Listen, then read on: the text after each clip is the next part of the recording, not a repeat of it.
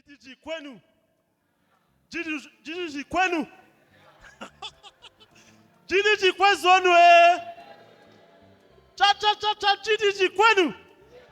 Kwenu. Kwezonwe. I'm now practicing for my traditional marriage. Hello guys.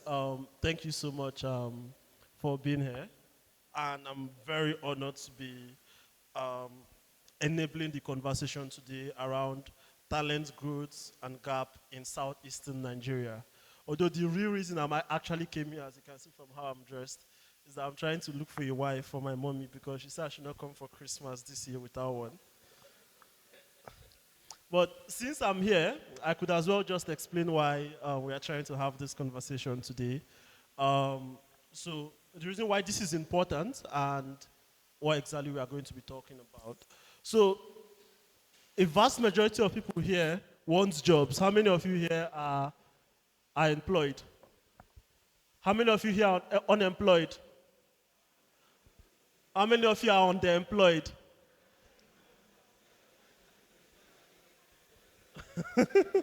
Right, well, as a community and in line with everything that GDG sets out to do, it's important that we have conversations around why there is not enough growth for a vast majority of the talented people that we have here, but also why exactly development of those talents in terms of skill acquisition and talent enablement is not going as it is. This panel has the best of the best. I feel like across the country, it's impossible to do better than this. So I'm just going to, offer some more context as to how we hope this goes. We have a lot of questions because I feel like we need to be able to extract as much value from this high value panel as much as we can. So we hope that we are able to stay as concise as possible with the questioning and those kinds of things. So I just want to start with Ezra, right? I just know that you've worked a lot with talent at Genesis, training, enablement, trying to help them get hired. So I just want to ask you a simple question. How would you describe the current quality of tech talent in the Southeast compared to other regions in the country for starters? So where are we? So this is an assessment of who you are and how well you are doing in this moment. All right, thank you very much, Raymond. I feel it's not such a cut and dried question because there are certain factors to also consider in terms of capability and then ability, wherein that there are people that have innate knowledge and people that have not applied this knowledge. These are things that you might need to measure in determining where we are. But I make bold to say that comparatively speaking, we're not really catching up any longer. We are at the point where we need to start showing up in the sense that the talents in the Southeast from Enugu, Anambra, and other parts of the Southeast are well balanced and well positioned, even laterally, just across board, across regions, across Lagos, across Nigeria, and in the international space. And I say this from two perspectives, the learning perspective and the outsourcing perspective, in the sense that these programs that these people do in the Southeast, these programs that these people learn, have outfitted them uniquely so that they can do stuff. And then when they work in the global stage, they also show up and they show out. The problem, which we'll talk about later, is the exposure of these talents to these actual jobs that now converts capability to ability. Right. Thank you, Ezra, and I do agree. So I'm just going to move it a bit to Sophia because you have a lot of experience with international teams, with your work at boats, and you've experienced the work culture, as someone who is here, who is in our heads at the very least. Pardon me to refer to you as local talent because you're one of us, and you've been able to export your talents to those places. You've worked with them. You've seen the culture. So we've had multiple experiences where young Nigerians or young people from our community are struggling to get into those kinds of spaces. Or even when they do get there, we are not able to represent ourselves in the best way. So do you think that this is a cultural issue? Do you think that the way we do things here is significantly different from what is acceptable standards there? And if so, what can we be doing differently generally? Hi, thanks. I think I'll just start by I want to try and figure out how many of us here have worked with, say, a diverse team. When I mean diverse team, you're working with people outside Enugu. It doesn't have to be outside Nigeria. Just in your team, you have people from other states, for example. Anybody? All right, we have a few persons. The rest of us, we all work here in Enugu. Or there's no work. Don't worry. I'll handle it after the session. So God, when? no, so part of the reason why I just wanted to really understand people we have, here and how to best that. But the simple answer is yes, there is a huge cultural difference. That's why I was asking how many of us have worked with diverse teams for a start, right? Something as simple as just working with people in Lagos and you're based here in Enugu, you notice maybe slight cultural difference. But I think the gap begins to show when we now have to sync with international themes. And I'll call it two of the major cultural differences that I've seen is our approach to work and our approach to the things we produce. So we treat work here as an inconvenience, something you just have to do to get by. Let me just do X, Y, Z so you can give me my salary. Fairs, honestly, because I mean, if we didn't need, to do that to have money, maybe most of us would be chilling. But the thing is, you need to value your work, and we need to recalibrate our approach to work. A whole lot is hinging on it. I mean, that's like company investment. We're talking about money. We're talking about people's time. So when I talk about approach to work, I'm talking about our attitude, our communication skills, our reliance as people. I think I saw a tweet this afternoon. It doesn't really have to do with devs, but it was spot on. This man, I think it's Mr. Alex, he tweeted something about how we are graduating lots of civil engineers and they're not being hired, right? And then someone quoted and said, because to a lot of them, things like commitment is a suggestion. Deadline, that's your business. Quality, like excellent work, simple things like, we're looking at a picture of a building and the way the blocks were laid were just intricate. It was just straight. And then we can't get people to, be this obsessed with their production. So that takes us to the production, the level of work we put out in terms of excellence. So I think if we're able, these are fixable, by the way. It's not some, rocket science. We just need to recalibrate the way we approach work and consider it important, and also be obsessed with what we produce out there. It has to be excellent. It has to be good. It's not, it's good for Enugu standard. Is it good for US standard? Is it good for UK standard? This our website is manageable now. After all, it's better than Genesis website. No, it should be, our website is amazing because it can compete on any level. So yeah, thank you. Right. There were so many alphas there, man. We need to have an obsession for excellence, like she said. But one thing that stood out for me when she was talking about how we treat work as a means to an end, as an inconvenience, was how this transcended the Enugu tech community. If you wake up by 7 a.m. and enter the market, no shops will be open. Especially when you do the comparative between if you walked into Ladipo market by 7 or 8 a.m. in Lagos and the comparative. So we're very chill people, and I rate it, to be fair, because if I didn't need money, if I find someone who's just willing to marry me off now, I'll just sleep at home and I'll never work again. But yeah, I appreciate that. So this question is for Daberechi. I'm just curious because you've been doing this for 10 years. That's nearly 50% of my entire lifetime. So a lot of respect there.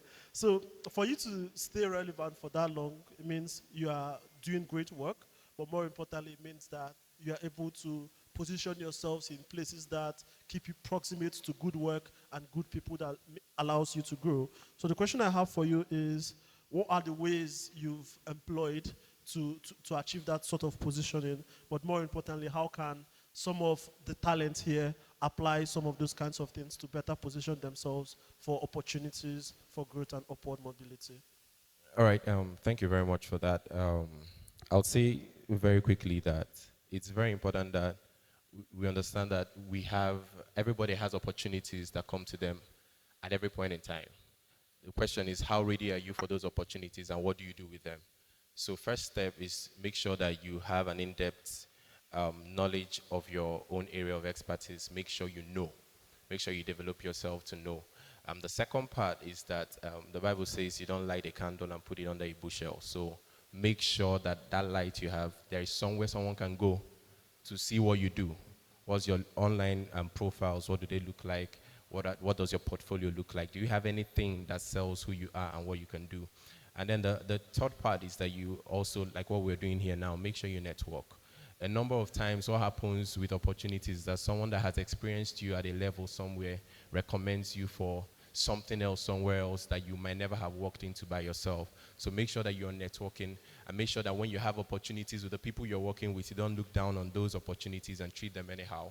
You do your best with those opportunities. And then I think something that happened to me early on in my career was also the imposter syndrome. You know, you feel like you're not good enough for certain opportunities that come your way, so you never get to take them. So you need to beat that. There's only two outcomes. It's either you succeed or you fail. Both of them are eventual successes because you're going to learn something that's going to make you better with the next opportunity. So yeah, thank you. Right, thank you so much. My favorite thing about that was the first thing he said, make sure you know. This is very important because I think we're very unserious as a country. Some people just take 2 Udemy courses and then go on Twitter and be like, I'm a professional software engineer. Buy my course on how to become a 6-figure software engineer. Please be serious. Let's not make a joke of ourselves. So I'm just going to speak to Augusta now. And this is building on some of the things that Daberechi has spoken about in regards to networking and trying to position yourselves better. Augusta has done a lot of amazing work, especially given the circumstances. If you know how analog the Nigerian government is, and most government institutions, you would understand how amazing it is to be able to lead communications and to be able to create modern brands within government, and she's managed to do that excellently. So how do you think, and how important do you think that this kind of branding and brand development is for individuals within, like, the tech, ecosystem who are looking to stand out? Okay, hi, thank you. First of all, my agency is not analog, just by the way, because they are the ones handling our website. So if our website is analog, But anyway, when it comes to positioning and branding, I can't emphasize the importance enough, to be honest. But just to deviate a little bit from that, I think so much emphasis has been placed on branding, positioning, and all of that, that people are now forgetting to do the actual technical work. So you see there's a lot of emphasis on the face value, and when you interact with these individuals, you just see that there's no one home behind their eyes. So yes, it's good to, use your social media presence, do your all of that, and, keep putting out opinions and all of that. Very important, actually, because if you don't tell your story, no one is going to know who you are. And you don't know who is actually reading your content. You don't know who is following you. You really don't know. And like he also said, you cannot emphasize the importance of recommendation. So people may just see your work in passing, and then they will mention your name where it actually matters. However, what happens when your name has been mentioned and you get into that door? The best thing that is going to happen is that the best thing a recommendation can do for you is to get you into that door. What then happens when you're there? And then they just see that this person is just an errata. Well, please go find out what errata is. You just make noise on social media. So while it's good to focus on the social media, the LinkedIn, the exciting updates, it's my honor to have done this and all of that, it's also good to actually build your knowledge base to the extent that when these opportunities does in fact come, you're able to defend your opinions and you're able to actually stand on that recommendation. So I think that's the best positioning you can really do. Just have sense, in summary. Wow. Right. Just have sense. Can you say that? Say that again. Just have sense, enough said. Right, so thank you so much, Augusta. I'll just take it back to Ezra. Let's talk about learning. So we've spoken about opportunities for people, but we also have a lot of people who are either the earlier stages of their careers or just the pre-entry stages where they're looking to learn. I've been a fan of the work that you've been doing at Genesis in that regard. So based on all of that experience, do you think that there's, again, because what you do is just a small fraction of how a vast majority of the communities learn. So all things considered, do you think that there is a problem with how we learn now? And is that contributing to the reason we struggle to access opportunities as much as other regions? But more importantly, how can we learn better? And what can communities like GDG do to advance learning in that manner? Yeah, thanks. There is a problem. There's a major learning paradigm problem that we have, not just in Enugu or the Southeast, but in Nigeria in general. In the sense that it starts from basic school, where what is encouraged is rote memorization, cramming, pouring, etc., etc. So you're already learning from a very reactionary perspective, where you learn to submit and to pass. That background already sets us on a very horrible starting step. That's one part. Then if you take it outside that part, it's also in how we learn foundationally. I always try to talk about first principles. Whatever it is that you need to learn, you need to start from the basic, which is similar to what we've done at Genesis, that whatever learning program you start, the first thing you're going to do is introduction to programming, introduction to design. It starts from the beginning. So that way, people are able to understand problems and solve problems from the foundational parts. Then the other side that I feel is largely due to purchasing power, economic prevalence currently in the Southeast, is where to now apply that learning. Because the learning has to be a complete cycle. You see, everybody launches a new training program. Government says they want to train 40,000 people. But where are these people going to work? What are they going to do? So what happens? 40,000 people that know HTML and CSS. What will I do? I do Yahoo with that HTML and CSS. And it continues and it insists upon itself. So it means that we have to take a holistic view to learning. Start well, do foundationals, forget rote memorization, focus on task-based learning, where if you learn A is for Apple, they ask you, how is A for Apple? So you're thinking, you're working, you're functioning, and then that now segues into applying these internships. Government can bring, co-working spaces where people can work from, do stuff, and now do all these things at the end of the day. Government, not communication government, the old analog government people. And if they apply that, right? If they apply that, you see that people are ready for the market, people know what they are doing, and people do what they're supposed to do. So our learning is very learning for the sake of learning, as opposed to learning, learning for a target, learning to show that you're supposed to do. So because of that cultural background already, you see that people struggle. So most times, Tappy runs Learnable. When people copy, which they want to do, that's grounds for kicking you out of the program. Because if you're supposed to learn a skill for yourself and you're copying, so who are you fooling? Have sense. Okay? That's it. Right. So just at the end there, he said something about how if you were caught copying at Learnable, that's grounds for kicking you out. Imagine if your university did that. How many of you will still be in school? If you still be in school, if they kicked you out every time you copied in an exam, shout I. If you would have been expelled, shout A. Right, so thank you so much, Ezra. But just because of the nature of that conversation, I want to bring it back a bit to Augusta, because every time we talk about the role that government plays in enabling talent, because there's only so much that private sectors can do. People like you are the outlets, the face of government, because you enable their interaction with outside. So if we say, for instance, like he said, that we need to interact more with government and look for ways to create opportunities for people to practice all these skills that they have learned. What's the best way for those conversations to go in order to create that synergy between the tech communities and academia and government? Okay, so when you said government, I was looking at you with bad eye, because sincerely speaking, I think people put a lot of expectations on government. Let me explain. Wait, let me explain. Calm down. Calm down.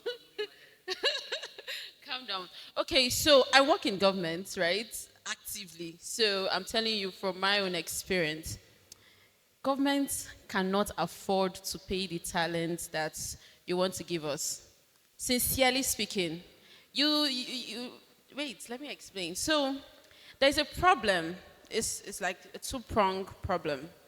There is where you say governments don't have enough good people, where we don't have enough capable hands. We need more people to get into government to solve problems and and all of that. Yes.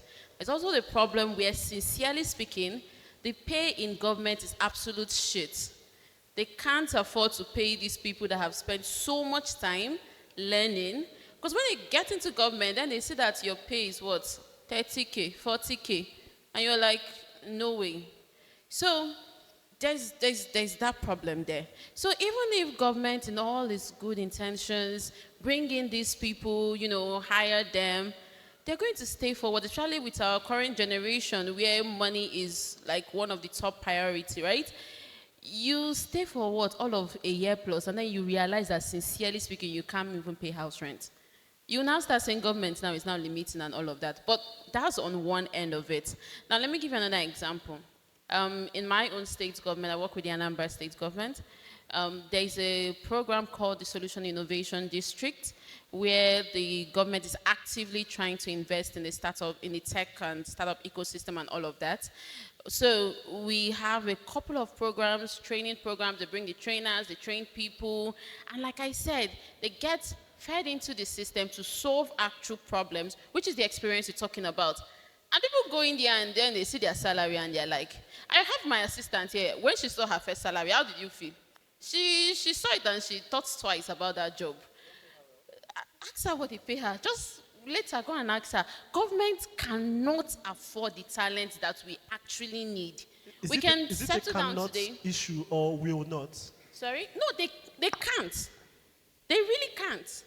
So, and I won't say this thing because I'm seeing a video camera just looking at me directly. So I won't say half of what I want to say, but they actually can't. Government is not as rich as you'd expect. Unfortunately, that's just the truth. Yes, of course, you're seeing the corruption, the stealing, the duplexes and all of that. I agree. Again, I'm not going to say half of what I want to say because I'm literally seeing the camera and my job is on the line. So, what I will say is that, hi. What I'm going to say is, because the world is moving towards innovative solutions, towards investing intentionally into the tech ecosystem, into the startup ecosystem, there are a lot of policies that are supporting that. In ANTIPA is Anambra State Investment Promotion and Protection Agency. Last year, we started a conversation around building. Hi. Hello. This is quite important for you, actually. So, last year, we started the discussion around building a venture capital fund where the government invest into proper startup ecosystem that actually have viability. And unfortunately, we didn't have the talents to invest into. I would give it to you. He was one of the people that competed into our startup program. He can tell you, among the 3 people that won, they won prize money. They were supposed to pass through an incubation program and all of that. I think it's only Garage that is still standing. The rest people just gave up along the way. Not because the program was too hard. Please it's clap. Back to what you said. It's back to what you said about people just not having a commitment. So if we have 100 talents, sincerely, you have less than 20 that would make it because they're just not committed. Not a government problem in this instance. Can I redirect? Yes, please. Thank you. That's not what I've been saying. You understand? Because for me, government is there to enable. Okay? There's a triple helix of innovation: government, industry, and academia. Government has a role to play. I pay taxes to the government. Telling me that government does not pay well is aside. We're not saying government should hire talents. We're saying if we train 20 data analysts, government should absorb these people to do internship for free, safe. and do data analytics stuff for the government, better their system, and then at the end of the day, these people can now get jobs because they have work experience in government. That's enablement. Government is not going to spend money. Policy enablement. You're saying there are no viable talents, but government needs to partner with academia to create viable talents so that industry can hire them. Industry has now started creating these viable talents, and we're asking government to hire them. You see, it's the Nigerian system all over again, flipped around. My point is this: government has a part to play, industry has a part to play, and academia has a part to play. The moment industry, which is us, starts playing government and academia, what happens? Nigeria. Yeah, I completely agree with you that. I agree with you that government has a part to play. Let me give you another example again. Now, all these things I'm saying, obviously I'm talking from Anambra State government, right? I don't know about Enugu, to be honest. No idea about Enugu. We put out a call in August for an internship program. We had 77 applications. Out of those 77, we had just 2 criteria to cut off people. When did you graduate and your age? When we applied that, we had just about 19 people that were young. It's a criteria because we wanted, like you just said, young people that had no experience at all. Let me tell you why this is important. Most people were applying because it's government. There is that stability, right? And we didn't want that. We wanted people that had absolutely no experience to give them that opportunity. So we were a bit intentional about that. Yes, government has a role to play. Completely agree. But out of those 19 people, and after the whole process and people who got in, only one is remaining. Just one person. Because when you get into that place, you see that from Naya, you see what your mouth cannot say. But yeah, I completely agree with you that yes, government should do the internship and all of that. I know for Anambra State is there. I would say that I can mention like a couple of programs. I know the Ministry of Youth does something like that. I know there is a Solution Innovation District, like I've said. I know my agency does a lot of things like that. So in Anambra, we're a bit more intentional. Sincerely, I can't speak to any government. So yeah, please, a round of applause for her. Right, and just to maybe contribute to the conversation a bit, I feel like so Ezra does a lot of work with training talent, so he's very passionate about how great the talent is. But I can agree that ANSIPA has done a lot of work in trying to find talent and they've struggled. So which maybe tells us that this is where our solution is, that the people in government look to create partnerships with the people in talent development and academia in a way where if they were putting out that call for internship, it's no longer, oh, just anybody can apply. And it's like, oh, can GDG send us their most qualified persons? Or can Tennessee send us their most qualified persons? And I feel we can make more progress. But I agree, everyone has a role to play. I love role playing. So let's, speaking of roles, Sophia, I have this question about tech communities in the region, because we have hundreds of tech communities, GDG for one, blockchain UNN, and multiple other communities that are similar. So in terms of talent enablement, which is not just training talent, but also transferring them and creating a platform for them to be able to grow, what can tech communities do better in your journey to where you are now in this moment? How did tech communities impact that journey? What can we be doing differently to help our local talent? All right, thanks, Raymond. So, first of all, well done to tech communities. You should clap for GDD Enugu first. It's not an easy work.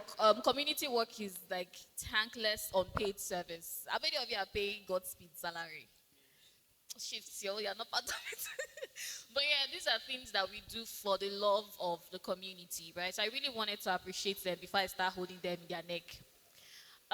So there's so many ways I believe we can improve, and I would like to think that I personally see community as the government of our ecosystem, right? They have powers in their numbers that they can take advantage of. So other things we need to start, I'm putting myself there because me too, I'm part of the community. So other things we need to start looking at is each of these pocket communities, I don't know if maybe we are not aware or we are just not motivated to do it. We have the pull to enter places and demand things, right? So in terms of, oh, we don't have job, you don't have to go to LinkedIn and look for job posts. For instance, GDG Enugu can actually walk to Genesis and be like, yo, we need XYZ. How can we make it happen for our community members?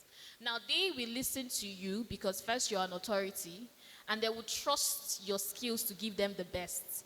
Referencing the relationship, he was trying to be like, if the government is working with, let's say, talent development, communities can facilitate that. Same thing with resources. Everything is not money. Money is important though, but everything is not money. There are some resources. You have developers that are still learning, and software is expensive. Nothing stops you from writing to OpenAI and be like, hey, we have this community, we have these people learning XYZ, we need credits. They'll give you.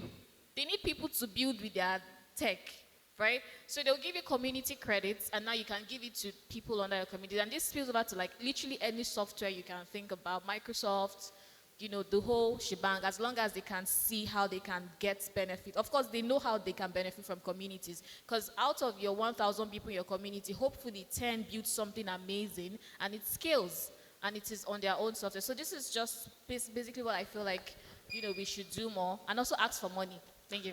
All right, ask for money. Amazing. So she said we could write to OpenAI. I did that actually. So this is the response to the email. Okay. As a learning language model, I do not have the ability to give you jobs.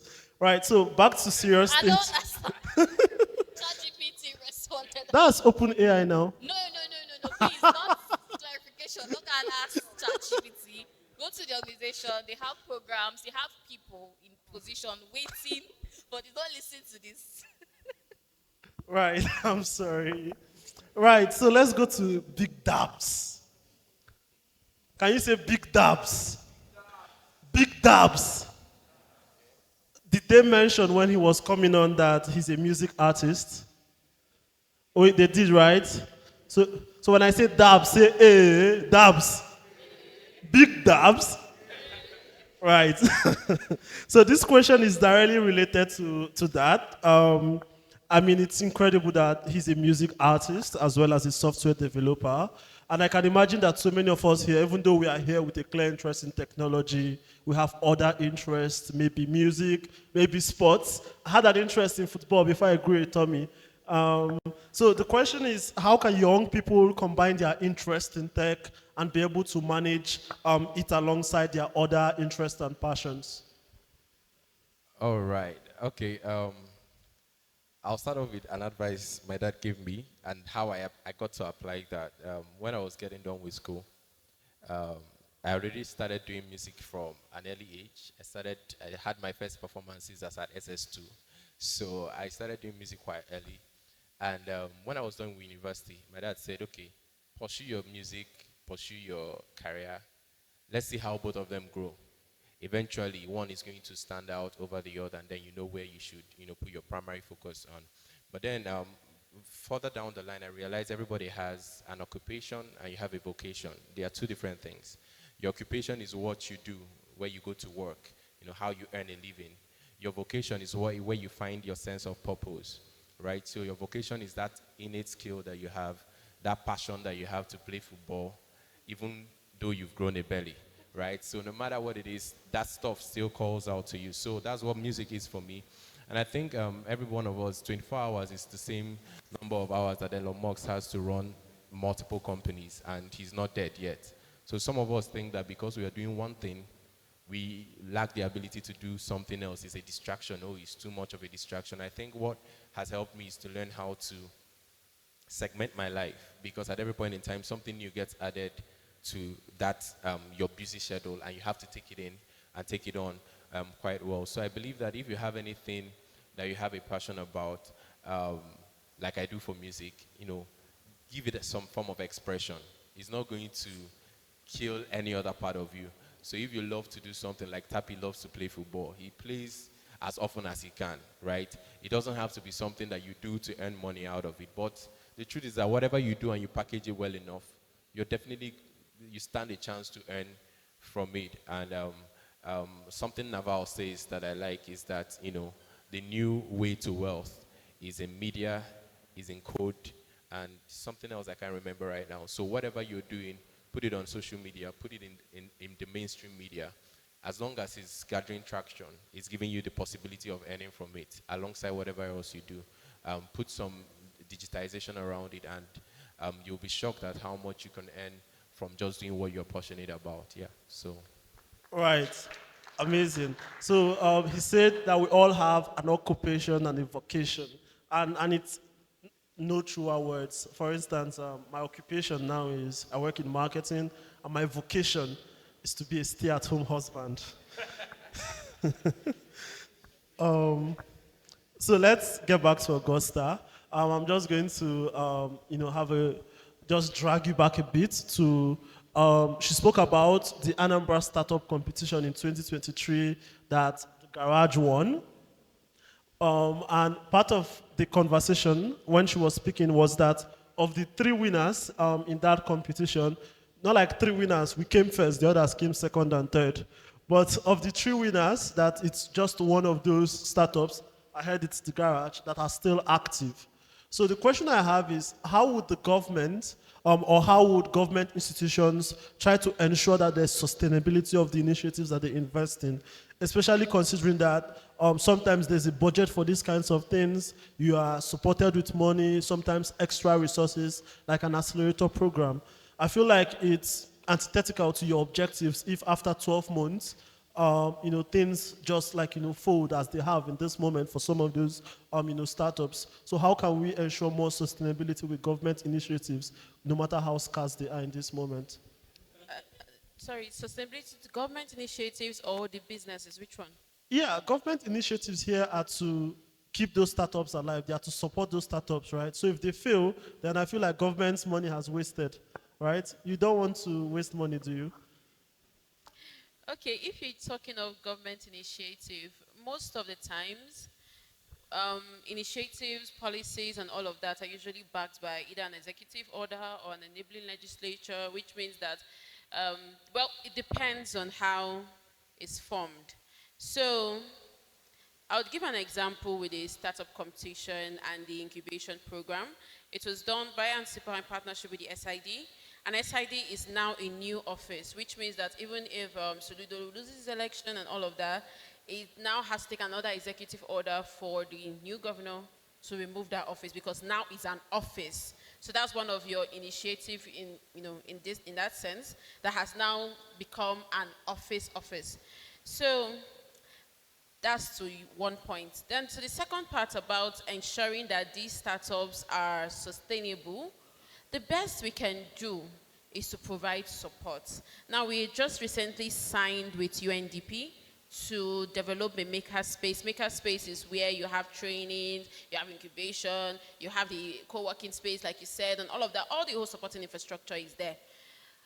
The startup comes in, they pitch their ideas, they get a space there. I can't force them to be sustainable. What we can do is that we can give them some categories before they assess those funding, one of which is we have to see your organogram, we have to see your operating structure, we have to see the viability of your idea, and corporate governance is still in the discussion, because if you're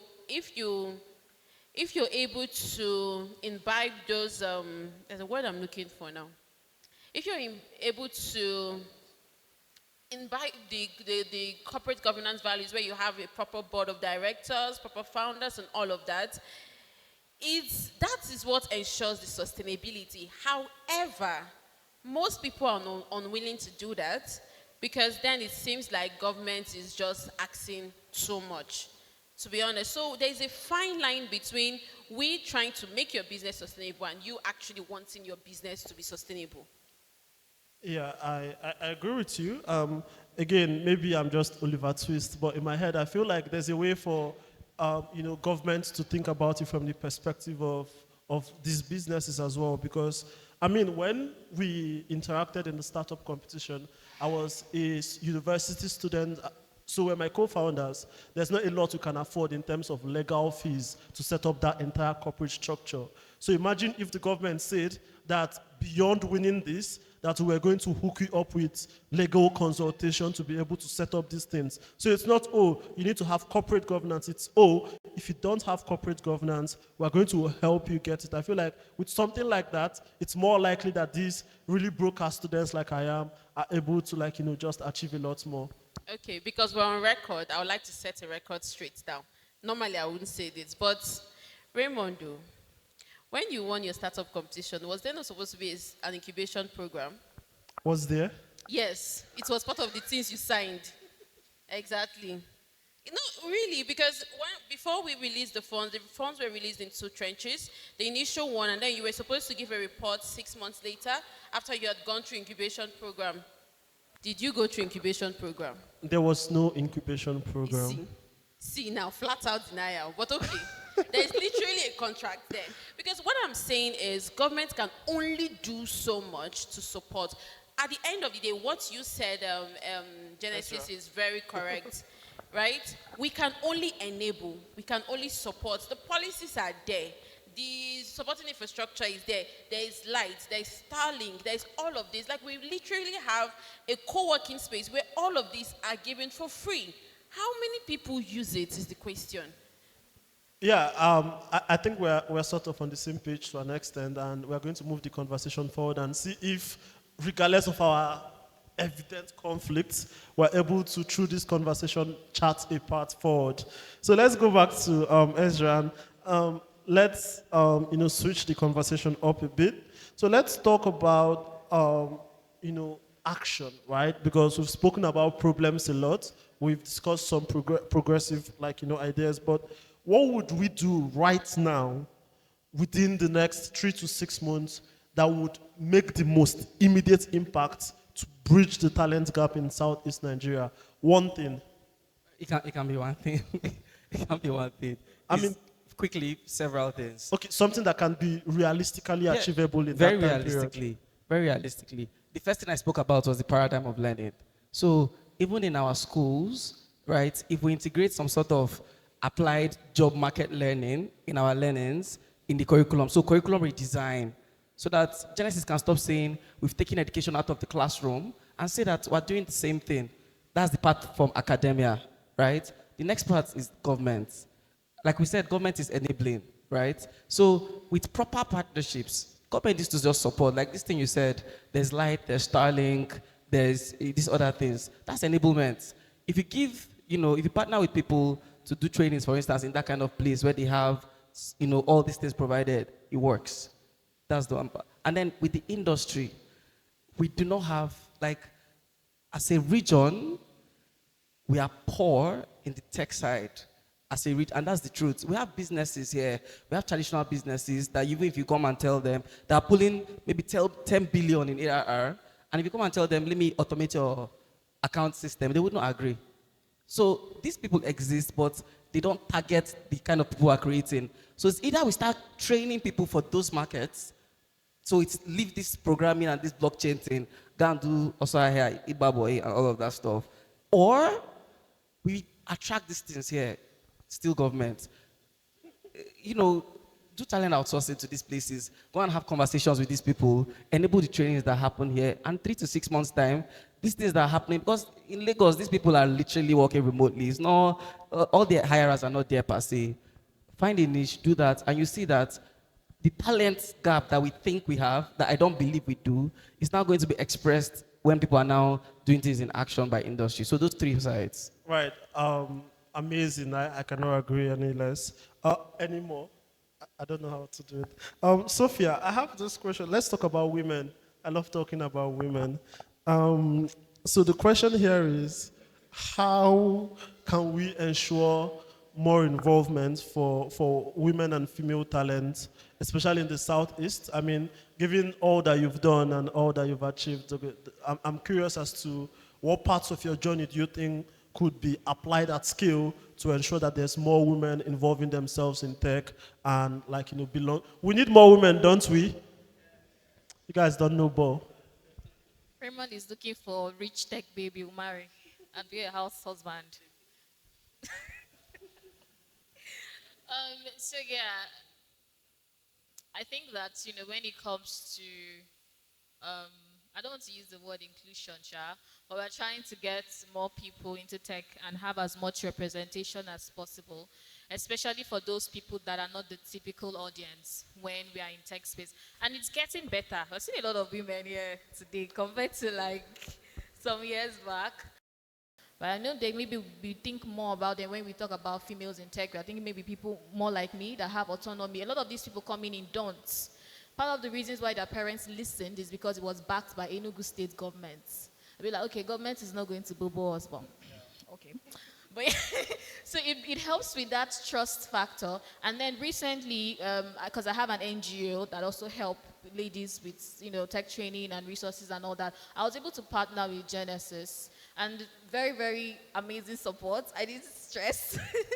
I was able to partner with them to give trainings to these women. And how did this partnership chain work? And I'm saying this so that individuals can try and then companies can also try. I was just scrolling on Instagram and I saw there is a community called Gutsy Woman Network. It's again, where are they? Women are there. When I went to the Gutsy event, there were lots of women there, different age range, different career paths. So when I saw that they had an event, I did my homework. I went to their website. I checked very well. There was no tech representation. So I DM'd the person in charge and I'm like, let's do something about this. Where is there the highest likelihood for them to achieve, success and growth on a personal level? That's a very tricky question because a lot of people walk up to me and ask, I want to get into tech. Which area should I get into?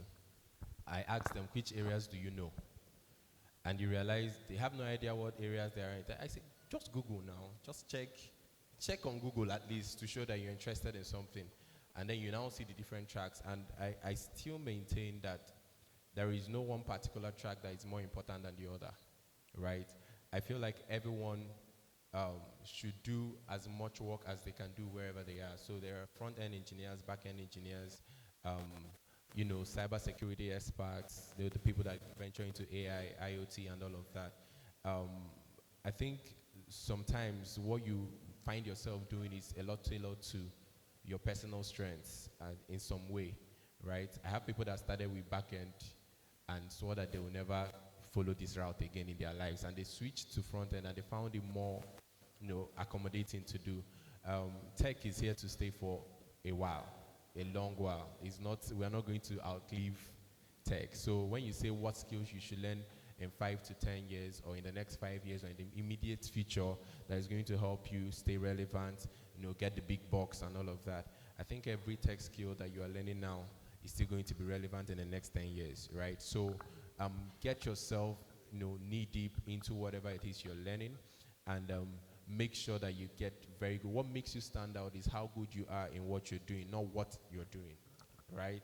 It's how good you make yourself in whatever it is you're doing.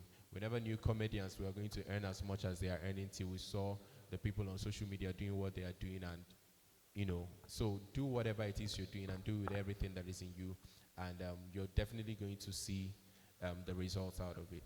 Yeah, I agree with you.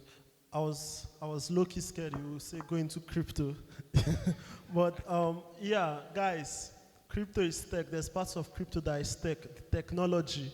The next time I go to a tech conference and you walk up to me and ask me what coin you will buy, we'll fight. Right, so let's get back to Augusta, right? So this question is from what I would like us to be able to look at things from the government's perspective, right?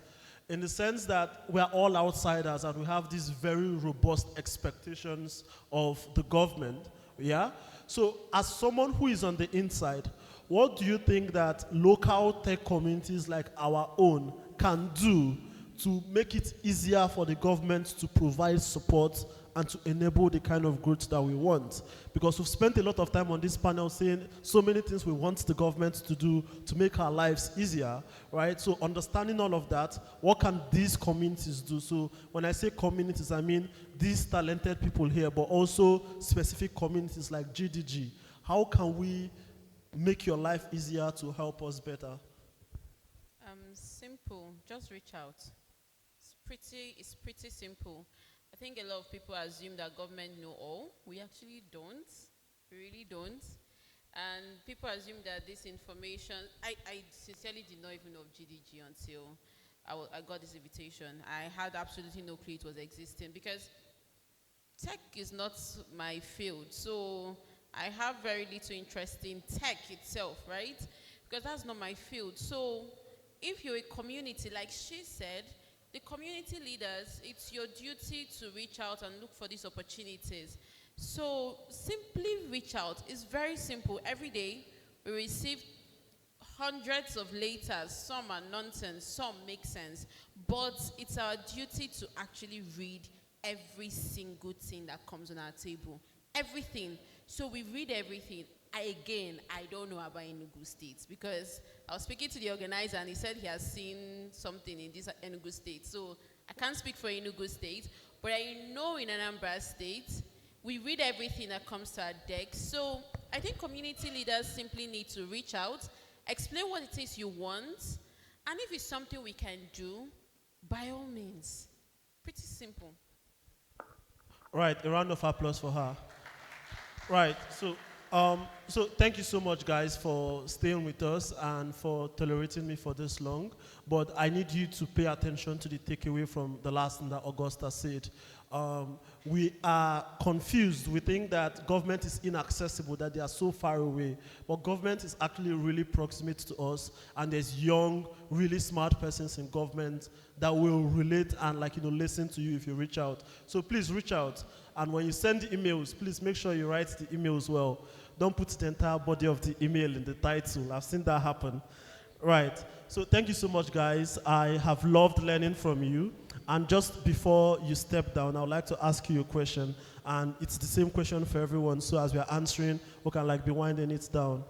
If you were an animal, which one will you be and why? She knows. Obviously a dragon. That it is an animal. Somewhere mythical. But yeah, I went to be a dragon. So I can burn the whole town down. You can already do that by just being a smoker. Daberechi. I have two options. I would have said between a lion and a lamb, but the lamb will be used for Christmas celebration. So I'm going to definitely be a lion. I'll go. Yes, so.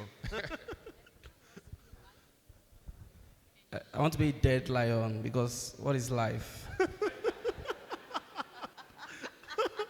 Augusta. Someone speak to a mental health. Should be human beings or animals? No, anyone but human beings. I think I want to be a bird. A bird. Yes, so that I can just be flying everywhere. I don't like trekking or Transport walking. is expensive.